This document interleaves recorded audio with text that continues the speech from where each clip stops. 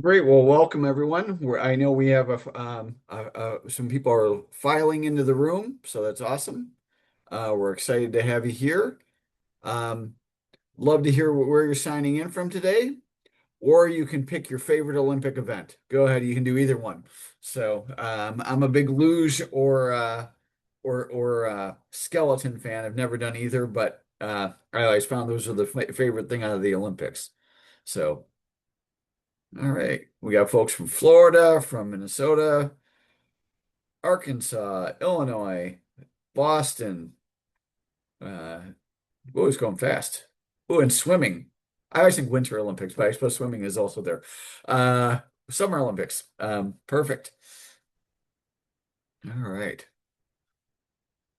Well, great. As we got a few more people filing in here, we'll get going in just a minute. I'll mention this a couple times during the as we get going, but would love to hear from all of you. I always find these are much better as conversations, and so feel free in the chat to share or the Q&A spot to share questions and comments, and we'll try and answer them as we go. And again, excited for the to have you all here in this important conversation. So we'll give it a couple more minutes. I know I see our number ticking up. I do see a figure skating, Nordic skiing. Excellent.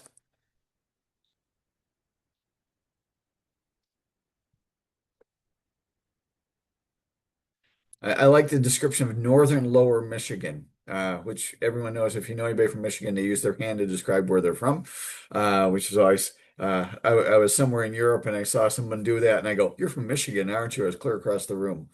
So it's fun to see that. All right. Well, we will get going. And again, as we get going, I'd like to ask you to make sure jump in with comments and in the chat. Feel free to drop questions. We'll answer them as we go. Our topic for today is making the case for large investments in philanthropy. Um, with that in mind, we are going to um, jump down to. I'm trying to see how to make this work. Okay, hold on. There we go. Okay. All right. For housekeeping purposes, um, again, submit questions to the Q&A feature for you, and we'll keep the chat moving as we go. But also, you also receive a recording within 24 to 48 hours. I was just sharing with one of our teammates before this. I tend to listen to my podcasts at 1.5 times, which is a bit fast. But the great thing about listening to these things later too is you get an opportunity to kind of zoom through it, and so that's great. With that in mind, I'm this thing is trying to be persnickety today, so hold on. There we go. I'm Mark Marshall. I am the Chief Strategy Officer here. I oversee our campaign and fundraising strategy team, and I'm one of the owners here at BWF. I also oversee our donor engagement experience team. Um, and with that in mind, I'm going to share for you just a little bit about BWF, just because I think it's a good way for, yeah, let me see if that did that. Sorry, it's being a little persnickety. There we go. Just a little bit. I want you to know our perspective of what when we share things. We work with about 270 clients annually, give or take 20, probably in any given year. Established in 1983, we got 100 plus team members scattered across the country, and one in Europe. And then all of our clients are nonprofits, and bring a lot of different experiences to the table. Uh, Also, just as again, kind of bring a complete look at philanthropy, our traditional business of campaigns and fundraising strategy, but we also spend a lot of time with donor engagement and experience, donor relations, annual giving, those important engagement pieces, and then technology and operations, and data analytics and everything that goes with that. So that gives you an idea of the perspective we're bringing as a company, and from my perspective, I've been here 20 years.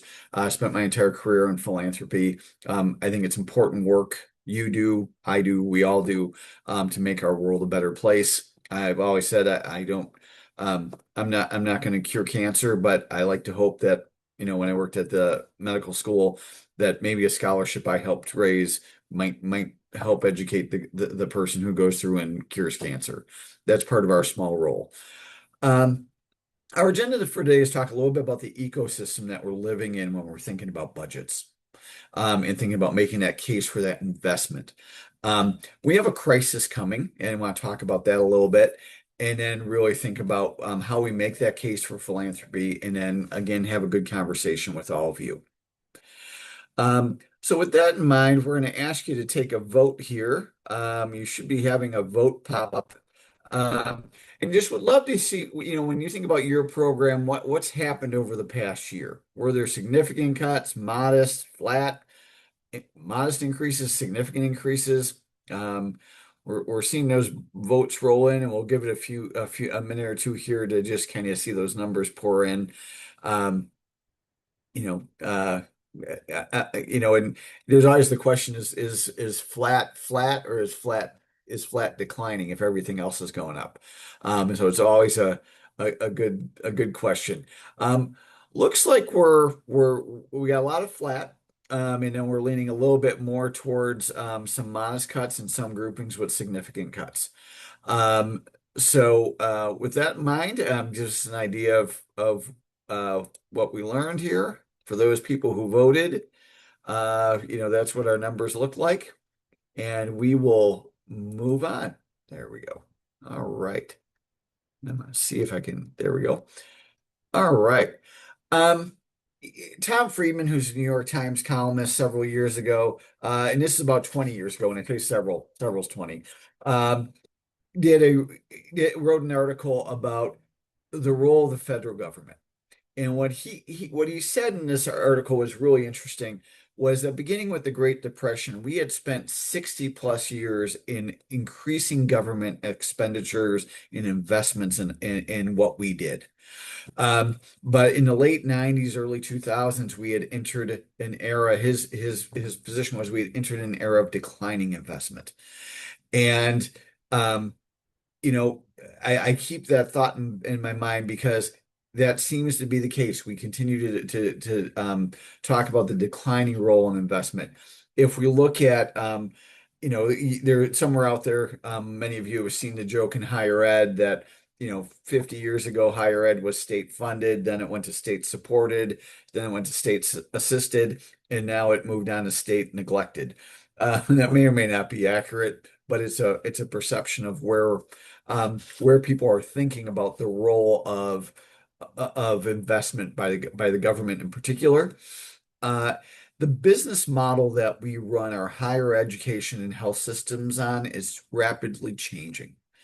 Um, that's also impacting the government investment in things like Catholic Charities, Salvation Army, places that sometimes distributed government funds and programs. I interned years ago at Lutheran Social Service, and they were the distributor of Meals on Wheels. Government program, a nonprofit did it very effectively. But those dollars are declining. There's a lot of USAID money that disappeared for programs that did international programs. Um, that's a new reality that we have to accept, that we are going to have tougher challenges in funding how we are as an organization. All right. So as we think about that, um, it's an opportunity for us to be more important and have greater value to the institution. Um, there is a plus and minus of that happening, is that we are also means that as philanthropy is entering the mainstream of institutional budgeting, it's no longer a value add. It is a essential part of how they're budgeting, and it's supporting how they're looking at the world and what their expectation is of on individual development offices. That's going to vary for each of you, but it's a reality that we really need to be thinking through. And again, think about it as part of the financial model as you move forward. All right. Just some ways to think about this is this problem's been made worse. And the Big Beautiful Bill is a great example of that. Not to get into the politics of it, But give you a couple of examples that cross over, at least in higher ed and healthcare. Again, I mentioned USAID's cuts. I should pull a stat on that. But right, crushed some programs. Some programs lost half of their funding. If we look at biomedical research alone in 2025, a $2 billion cut. Um, all institutions, $3.8 billion cut in biomedical research alone. Um, so it had all sorts of impact on NIH funding to funding, even out of things like the military. I could think of at least one biomedical research building on a university campus paid for by the Defense Department. They really pulled back on a lot of different things they were funding. So it really created a real threat to our institutions um, almost overnight. And you can have a discussion about whether overhead costs should be this or that. It's a great discussion and probably would take up a lot of time on the internet. But we really need to be thinking about you know what the impact is on our institutions when they're looking at funding. Uh, some thoughts on that with if we think about just the impact on higher education. um, that this is just a sampling, right? USC laid off 900 employees since July. Um, Wash U, there's other places that have had deep cuts across the country. This is just a sampling of those places that have had cuts.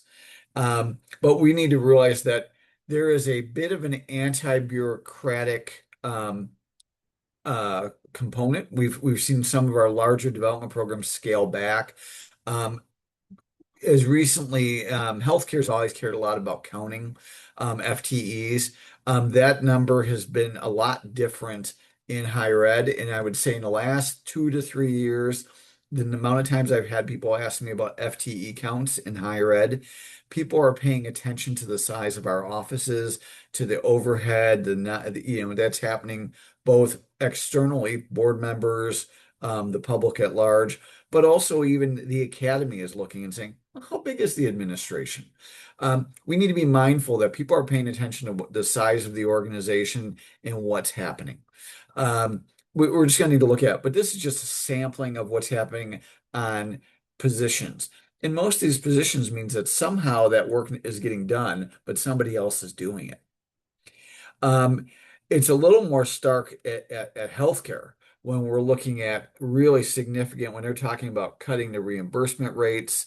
It's going to be a real challenge for places like rural healthcare, inner city health care systems that are doing safety net hospitals.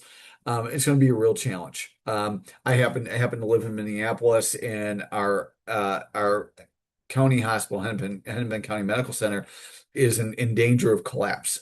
It's one of those places probably too big to fail, but it is a challenge of the ecosystem, right? Everybody's being pushed for dollars and cuts, and at the same time, they tend not to be ending services. They're just changing how they're being done. But that is going to be a real legitimate risk for thinking about how we spend money and what our role of philanthropy is within that. So what does that mean for us, right? Where this starts to head in a bad direction. You could change out the word. I was thinking about doctors in this category, medical leadership, but insert institutional leadership here. We are freezing all spending, right? When the budget is under threat, um, grants are being cut, they'll just stop all buying. They're not going to hire, they're not going to spend, they freeze everything. Um, or they'll say, we're going to cut everybody's budget by 10%. We're shifting resources to priority areas. Um, this is fundamentally the challenge when they view us as as an expense line, right? There's the case that we need to make is that we are a revenue source. Philanthropy is a revenue source that should be impacting the ability to deliver on our mission constantly. This is a self-inflicted wound sometimes, by the way. Sometimes we tend to talk about things like I worked with an organization once that during the recession years ago said, we're going to cut all unnecessary spending, which first of all was going to send a really odd message to their donors that prior to this we were doing unnecessary spending. But we tend to offer cuts. We want to be good teammates. Um, I'd encourage you to rethink that.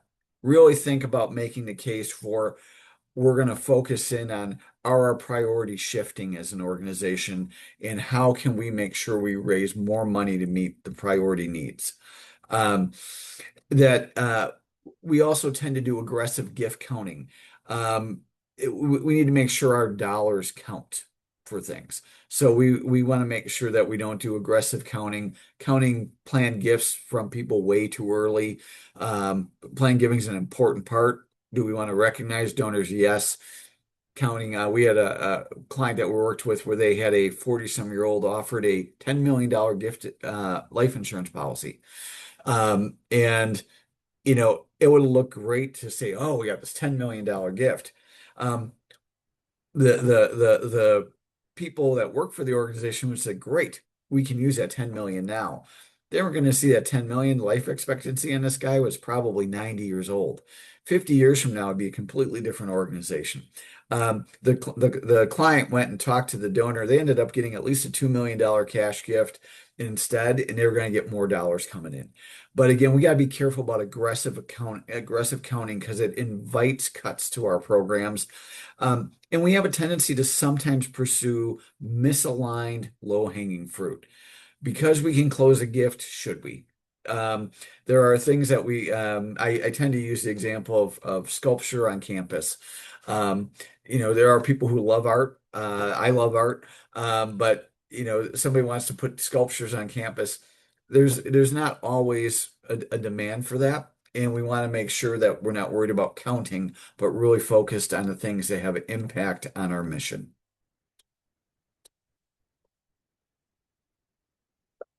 We kind of create a challenge with this though, which I refer to as kind of the short budget conundrum.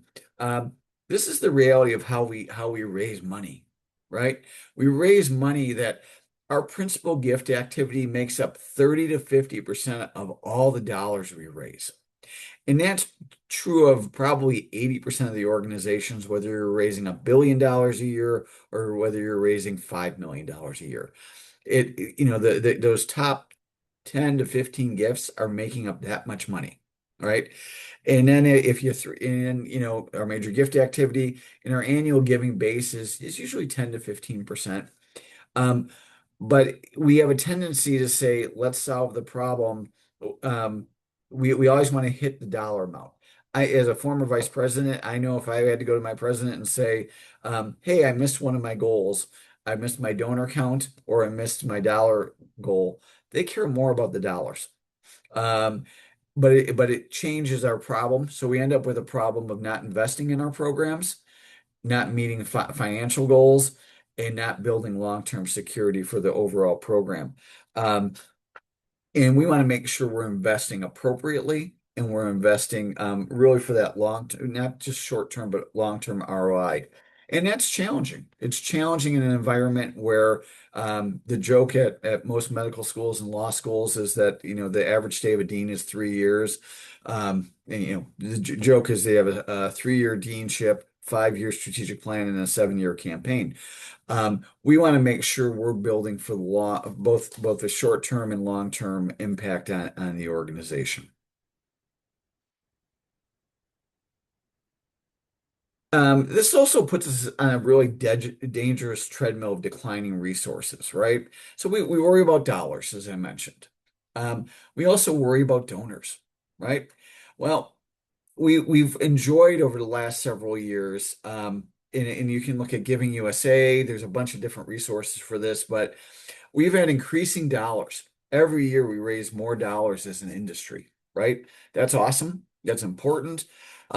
We do that every year. But we also need to make sure that we're not we also are struggling with declining donor counts. We've seen organizations with declining donor counts as high as 10% a year, in some cases even a little higher. But most places have fewer donor counts. One of the blessings of USA to, I'm sorry, U.S. News and World Report stopping including donor counts is we stopped some of the gamesmanship to drive donor percentages for higher ed, but it still hasn't changed the problem.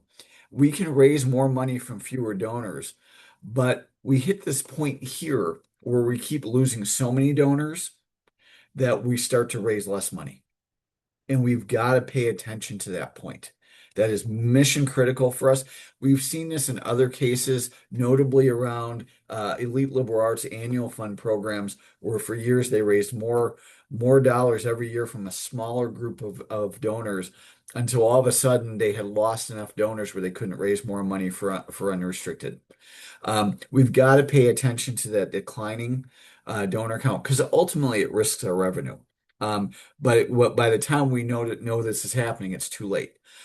I would say set a goal for what do you have to invest to keep your donor count up, right? So we'll come back to that, but it's really going to be important that we keep our donor counts up. We need to meet our dollar numbers. And this is again, if we think about the importance of our lead donors, they really matter.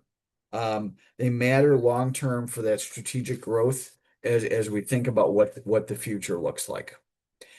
Our friends at the Fundraising Effectiveness Project, this is a data point from them. Uh, what's stunning about this, if you think about the canary in the coal mine, it is not just small donors, right? Can you say, oh, we don't need the $50, $100 donors? Maybe. Um, but there's even declining donor counts at $50,000 and above. We have fewer donors making gifts at that level. Um, and it's challenged. We have the amazing generosity of people like Mackenzie Scott, right? She kind of dented Giving USA because her gifts were so large that they actually made a dent in the program a little bit, which is a great problem for her to have, and she's made some great gifts in the process. Um, and as we think about it, though, we want to really be thinking about how do we make sure our donor count is growing constantly at all levels, at the very least, staying even. And if you think about yourself if you're a university, right, you have more and more alumni and friends every year. We should have, I again don't encourage you to chase alumni percent participation numbers, but you should have more donors. If you're a healthcare organization, you're likely having more people engage you every year. If you're a museum, if you're an arts organization, you have people participating in you every year by showing up. Your growth should be tracking what the marketplace is doing for that. Um, Growth matters for what we do. Um, Part of this is also really aligning what we're doing. So, what is the need for our philanthropy? Um, I would encourage you to ask this question of yourself if you don't know the answer. You may be clear. Make sure you understand the business model. And that includes, the VPs tend to know it, but if you're a teammate, do you understand how your business is funded? Um, if you're a private educational institution, what's the role of philanthropy versus you're a public institution? If you're a first generation type of institution, how does philanthropy play a different role than if you're an R1 massive research institution? Um, if you're a safety net hospital versus a destination care type facility, really think about what's that role. In a few ways, think operational tends to be human services, faith-based programs, smaller nonprofits. These are places where dollars in help feed people, help house people, help build homes. All those things are core, so they need current dollars, right? They tend to be the most aligned, by the way, because it's front and center every day. We then think about supplemental.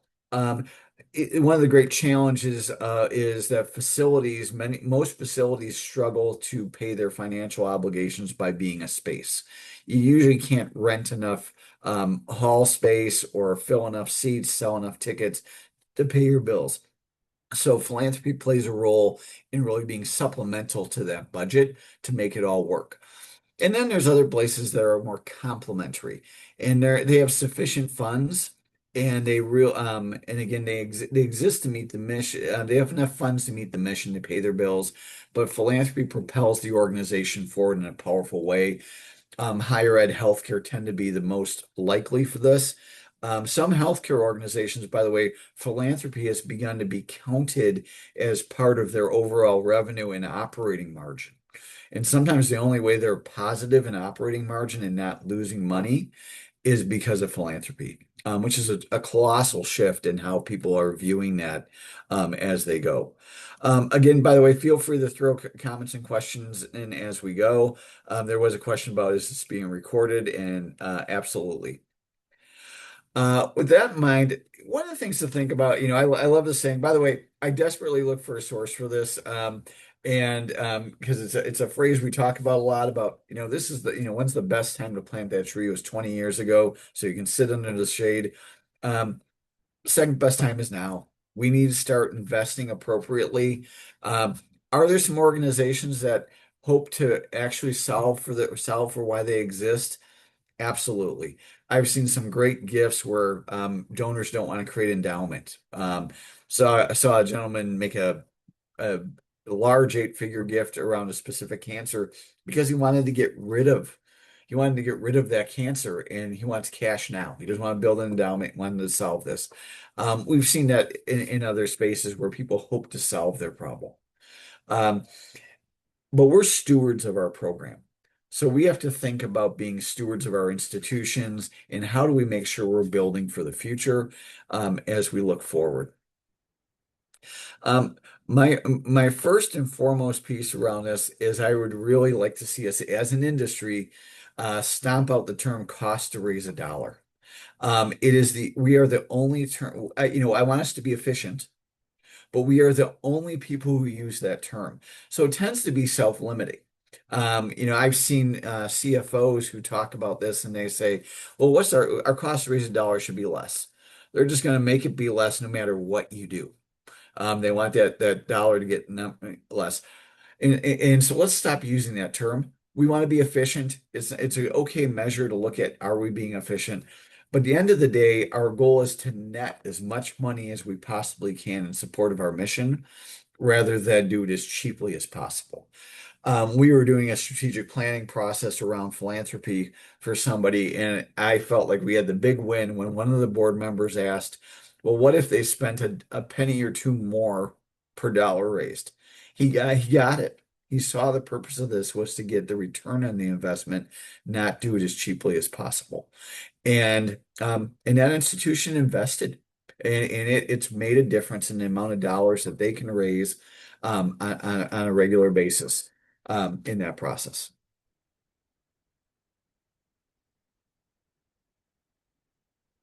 As we think about this, we also want to look at thinking about shifting the language to return on investment, right? So to give you an idea of the numbers, and these are again a good way for us to know our industry numbers. Um, and I think if I had updated this today, it might look a little different. I didn't look at the market today, but um, the average return from, according to NACUBO, which is the National Association of Colleges and University Business Offices, it actually spells something, so that's good, is the U.S. colleges and universities have returned an average 5-year return of 8.3 to 10.2% in endowments. And a lot of that, by the way, was in the last year. It was in 2025. In general, the market average is closer to 8, right? So as you think about that, um, it's a good return, but it gives you a framework for thinking about how we do this, right? If you think about the return on investment in healthcare, um, they'll after they run all the doctors, nurses, hospitals, whatever, they'll tend to the industry average was about 1.7 to 3.3% on operating margin. So to give you an idea, they'll spend $100 million in patient revenue, all those kind of things, and they will end up with maybe $3.33 million to be able to reinvest. Not uncommon in the upper quadrant of the upper northeast. I keep forgetting to change this northeast quadrant of the U.S. to see a 1% or even a 0% operating margin. Tends to be a little higher in the South, a little higher than that out west. Um, High Medicaid hospitals are challenged, rural hospitals are struggling. If we look at education, tuition alone cannot operate most institutions. State schools lose money on in-state tuition, right? Because it's at such a discounted rate. I have a child going to school on in-state tuition. I'm eternally grateful for it. But in private colleges have gaps between tuition and operating costs. 40% of colleges, private colleges posted 40% posted losses in 2023, which is the last year we had data on that from.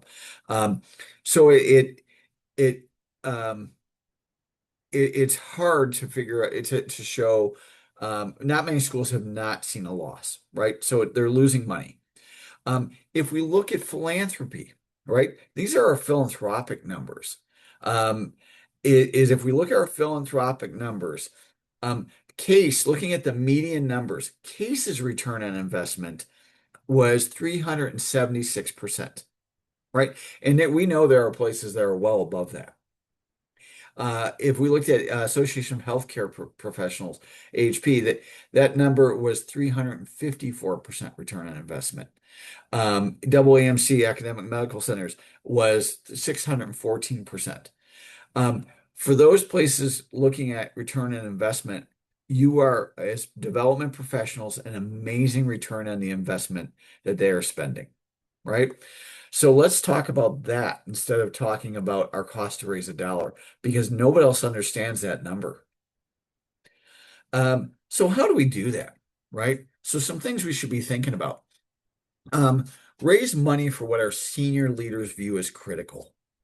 So years ago, where I worked somewhere, and I would go see the head of the institution, and they would come up with a list of 10 things that was the priority for the year. As in it was early 90s. As I've matured professionally, I've realized probably that list of 10 things that was never really thoughtful was probably the last 10 people in the president's or dean's office complaining that he needed money. We want to make sure that these things are critical to the institution, that we are a better institution because we've raised more endowed chairs. We've helped solve for student recruitment. We've rebuilt physical infrastructure that's necessary. That we're funding critical exhibits at the zoo that are going to be important for the future. But make sure that every dollar that comes in is viewed as critical and important. If we look at that focus on ROI, let's shift our language so that people are really understanding what the value is of how we're accessing that. Um, there's a question in the chat about do we mean that a dollar to raise 376% on the ROI? Basically, yeah.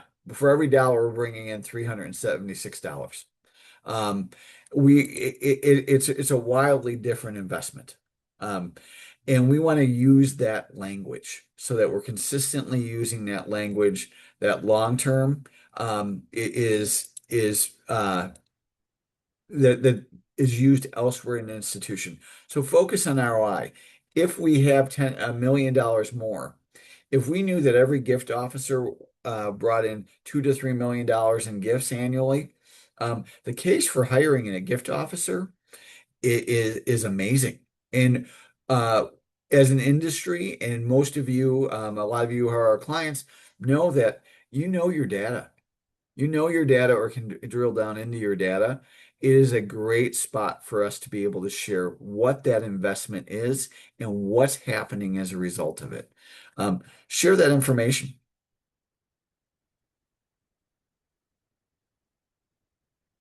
We also want to create transparency to our programs. And what I mean by that is utilize scorecards. As I said, you understand your data. Um, Reed on our team does a great job of building dashboards. I'm always mystified why more software programs don't have more dashboards automatically built into them, but somebody will have to figure that one out. But the scorecards are an amazing way to demonstrate our efficiency. Again, for every dollar that's being invested, you're getting 376 back. And in many cases, it's higher than that. Think about if you could do that with your own retirement funds. You can do that in a heartbeat. Um, but we want to own the plan for our program and own the results. So what are we doing throughout our programs that's going to make sure that people know the good work we're doing, that they know that we're coming back, and so we want to make sure we have consistent, really minimize what I would call murky data that can sometimes get used, and we wanted to make sure that we're accessing that data for people. Then oops, sorry. Again, sorry, it's being a little quirky here. Um, and we also want to build champions. And what I mean by that is that we want to make sure that that we're not the only messenger around the role of philanthropy. So build champions. So make sure that faculty know where the investment for philanthropy was. Um, and that's not about Yay, the development office, but that's Yay Philanthropy. Um, I say cancer centers do this so well. When I've heard people talk about this around Harvard, they always talk about Harvard really makes the case for philanthropy from day one. I've heard it at numerous conferences. I would say the hallmark of places that have done this well is there's clear visibility that philanthropy is part of the organization. Um, and it's one of the reasons we've invested. Our colleague Angela Altamore joined us in our donor relations team last year, partially because we, uh, uh, having a great donor experience really, really, really matters in the future of philanthropy. And build those champions so that they see it internally. Do we have a culture of philanthropy so that people care? So that if philanthropy is being devalued, that they're hearing that the president or the CEO is not just hearing from the development office that the development office is important, but that faculty members bring it up, that staff members say we're able to do this program because of gifts, that volunteers are advocating on your behalf. All those things are possible. We see it in the industry, and we just need to be proactive about making that happen. Um, Also, share the impact of philanthropy on the mission. So tell the story internally and externally. What's possible because of this? When a faculty member talks, you might want to say, it's a great way to share that this person is the John Smith Endowed Chair in neuroscience. And that's there because of a gift from the Johnsons, and here's why they did that. Um, but don't make it just about the dollars. The dollars are good for our resumes. They're good for our leadership's resumes too. And there is value in the dollars, right? Big dollars show people that we're worthy of that investment. If someone makes a $10 million gift to an organization, people perk up and go, huh, what did that organization do that warranted a $10 million gift? They pay attention, right? But make it also about the dollars. We know that the more times we add faces to stories and outcomes to stories, that it shares the mission, but share the impact of what philanthropy made possible, what the role is it's playing. And again, it's a fine line. We talk about this when celebrating campaigns. We don't want to be a Yay development office or Yay Foundation, but we do want to celebrate what the impact of philanthropy has been and how do we really make sure we make that valuable for everybody. But share that mission and do it proudly. Uh, and so when we look at that in summary, we really think about, right, 5 ways to really make that case for philanthropy. Um, Clear alignment with institutional priorities. Raise money. We have a rubric that we talk about with this, but raise money that matters to people, right? Focus on the return on investment. That you're an important investment and you're a great investment. You're going to want to balance that off of, but balance it programmatically. It's not just about major gifts, it's about building your donor base. Invest appropriately throughout the ecosystem of major gifts, planned gifts, annual gifts, principal gifts, all those things. We want to create transparency on philanthropy programs. so that people know we're good stewards. You're good business people. You're good philanthropic business people running a good program. And and that takes time, and it takes time to know your industry data and know what's happening. For those of you more junior in your career, make sure you create access for yourself. There's a lot of free reports, certainly on our website. Some of our peer organizations of all sorts of types produce different data points throughout the year. Become a good steward of learning those things. Um, and then really build champions. I know people are, both those are internal. I tend to treat internal folks as volunteers. And I know I've been to countless conferences over the years where people have complained about volunteers, or the session is entitled something like Volunteers and Necessary Evil. I've never seen an organization that can raise more money without volunteers than they can with volunteers. So build champions. They're not just speaking on behalf of you, but they understand the power of the investment of philanthropy. Um, and they own the mission. Make it be about them, and they'll make it be about making sure you're properly funded and invested in appropriately by the organization, and share that impact story of what the mission is and what you can do. All right. With that in mind, we're going to pop up another poll here about things that you'd like to learn about in this process. So thinking about building what's important to you as you look at this? Is it building a campaign budget? Is it campaign planning and how to do that? Outsourcing versus in-house.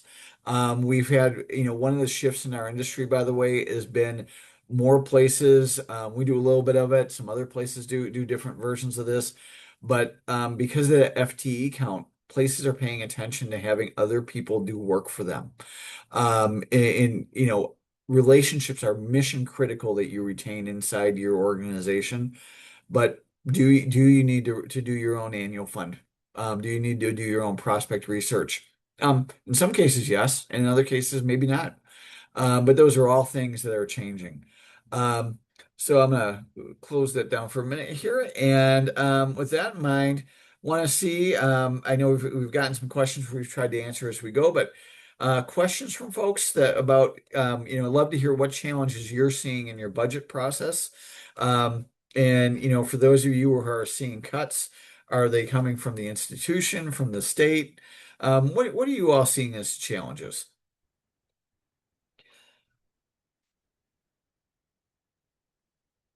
One of the folks asked a question about long-range strategic planning for development offices. We'd really like you to see what does that look like? It really looks at like how do we build multi-year budgets and also have budgets that have long-term scenarios to really build what would the growth be if we invested appropriately, and what are the risks to that? Those are going to be important components. A great question around the pressure to keep flat and neutral budgets when tech costs continue to rise. Um, tech is always going to rise on us.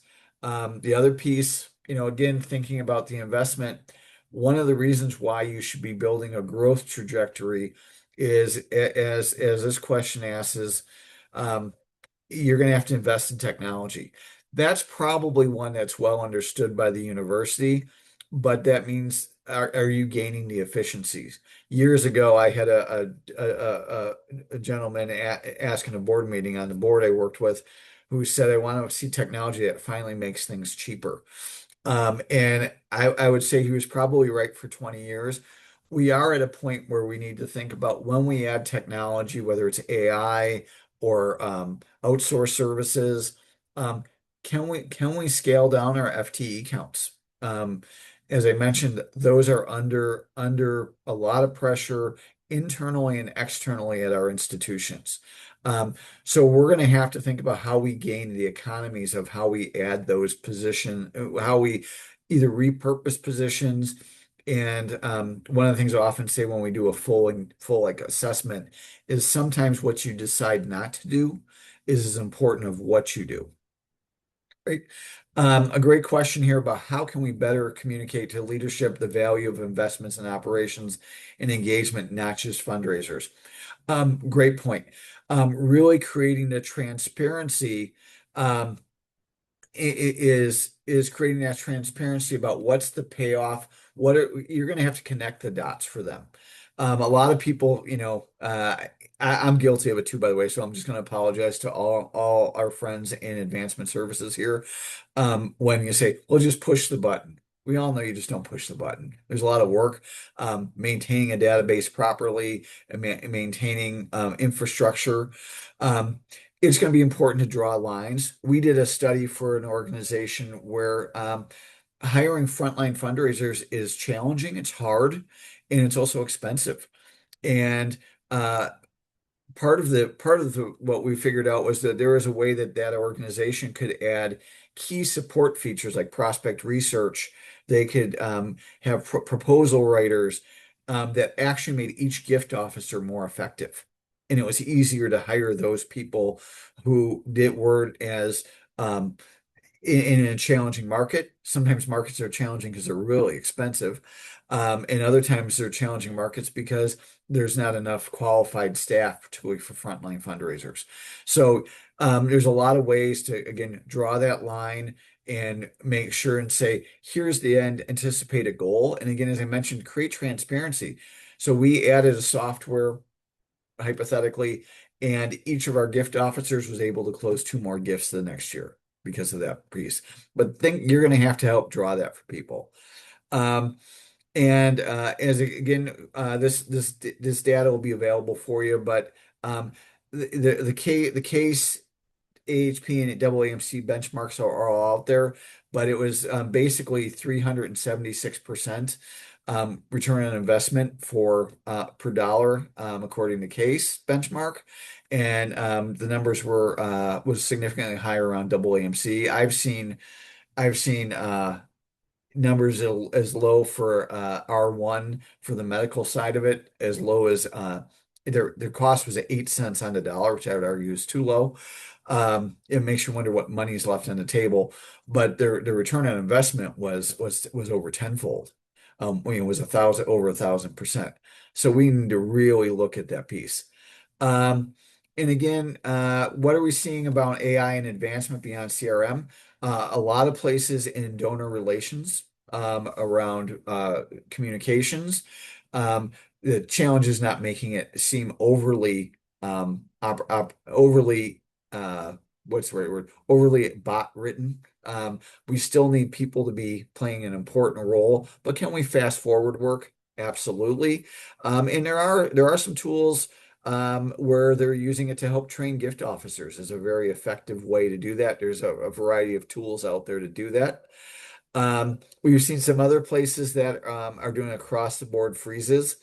Um, and part of making the case for those freezes is really to show what is each person in your development office, and this goes back also to not just frontline fundraisers, what's the value for each organization that you bring? So um, if each body we add can is worth $1 million to the institution, can we hire a couple of folks that allow us to raise $5 million more the next year? That's a great investment. Um, one of the values of outsourcing non-critical needs is that, we all know as people who have been supervised, that people leave, people need training, people sometimes are more challenging, some are less challenging. But we really want to think about how do we continue to um, add the right services and people that add value. And I will, for our friends in red states, I will tell you that the look to minimize the growth of development offices and in infrastructure in general tends to be much higher in red states. It's there. It's tied a little bit to the Pew Charitable Trust study that showed fewer and fewer people value higher ed in the same way. And that's challenging. Um, we got to think about what that return is. And I'd be happy, by the way, if I know there's some very specific questions here that will actually take me a little while to read, but feel free to reach out with some additional questions. With that in mind, if we got time for one or two last questions, if anybody wants to throw one in there, happy to talk through any of the specific data offline too. Um, but I would again go back when you go back to your teams, I would go back and just say you do important work, and you do. You change lives. Um, the RO, and make sure that you make the case for it. Be bold and unapologetic about it. Um, the best way to do this, but there's a great question about what's the ROI formula. I would use the general accounting formula: dollar spent, and then the formula that they'll give you. Mainly because I want us to use accounting language, because it's one way to really make sure that our best partner should be um, the CFO. When I hear a CFO tell me, and I have had this happen, I don't want any more endowment, or I don't like the development office because they view it as challenging. Um, Accountants should be our best friends because we should be a solution to problems for the institution. Um, so make sure we're using accounting language. Might be a good conversation to have with your individual CFO, but how do you calculate ROI? Um, that way they own the number with you, and that way they become your advocate. I think it's also an experiential learning opportunity for them. All right, you are all a patient lot. I'm going to give you a heads up. We have a great webinar coming up next month. My colleague Josh Burkholz, Carrie Clark, and then we have a teammate joining us from Caspic, uh, Mark Ladendorf, and a great opportunity to learn about the surprising impact of life income gifts. This has been some great work. Really encourage you to view that. And really want to thank you all for your time. Feel free to reach out with an email. Would love to talk to you more. And thank you for spending time with us.